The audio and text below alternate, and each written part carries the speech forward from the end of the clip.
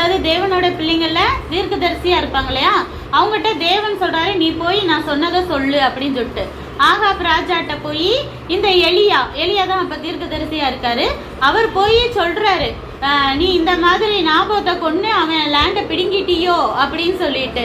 அப்போ ஆகாப் ராஜா அப்பயும் என்ன செய்யறான், ஐயோ நம்ம தப்பா கண்டுபிடிச்சிட்டாங்களே மன்னிப்பு கேட்கணும்னு நினைக்கல. அவன் என்ன செய்யறான், எதிரியே நீ நான் செஞ்சதை கண்டுபிடிச்சிட்டியோ அப்படின்னு திமிரா பேசுறான். அப்போ எலியா சொல்றாரு ஆமா தேவன் என்கிட்ட சொன்னாரு நான் கண்டுபிடிச்சிட்டேன். அப்போ தேவன் உனக்கு என்ன பனிஷ்மெண்ட் சொல்றாரு தெரியுமா, உன்னையும் நீயும் என்ன செய்வ கொஞ்ச நாள்ல இறந்துருவ.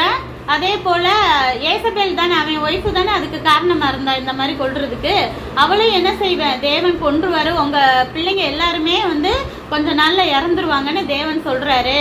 அந்த ஏசபேலையும் உன்னுடைய ரத்தத்தையும்